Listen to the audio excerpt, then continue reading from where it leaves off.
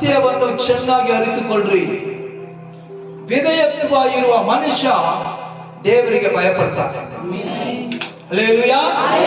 ದೇವರಿಗೆ ಭಯಪಡುವ ಮನುಷ್ಯ ದೇವರಿಗೆ ವಿಧೇಯತ್ವವಾಗ್ತಾನೆ.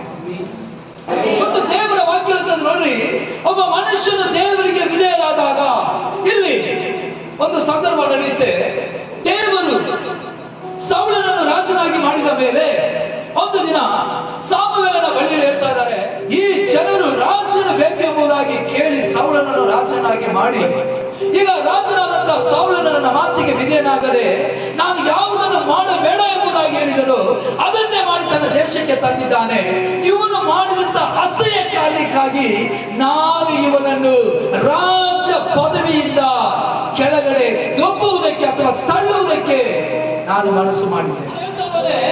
ಸಾಮುವೇಲನೇ, ಇವೆಲ್ಲವನ್ನು ನಾನು ನನಗಾಗಿ ತಂದಿಲ್ಲ, ನನ್ನ ದೇವರಿಗೆ ಯಜ್ಞ ಬಲಿಪೀಠವನ್ನು ಕಟ್ಟುವುದಕ್ಕಾಗಿ, ಆತನನ್ನು ಆರಾಧಿಸುವುದಕ್ಕಾಗಿ, ಆತನನ್ನು ಭಯಪಡಿಸುವುದಕ್ಕಾಗಿ ನನ್ನ ಜನರು ಎಲ್ಲರೂ ಸೇರಿ ದೇವರಿಗಾಗಿ ಈ ಕುರಿ ಮರಿ ದನ ಎತ್ತು ಎಮ್ಮೆಗಳನ್ನ ತಂದಿದ್ದೇವೆ ಎಂಬುದಾಗಿ ಸೌಲನು ಹೇಳ್ತಾ ಇದ್ದಾನೆ. Hallelujah, hallelujah. ಅದಕ್ಕೆ ಸಾಮುವೇಲನು ಹೇಳುವಂತ ಮಾತು, ಸೌಲನೇ, ದೇವರು ನಿನ್ನ ವಿಧೇಯತ್ವಕ್ಕೆ ಮೆಚ್ಚುವ ಹಾಗೆ ನಿನ್ನ ಯಜ್ಞ ಬಳಿಗೆ ಆತನು ಮೆಚ್ಚುವುದಿಲ್ಲ.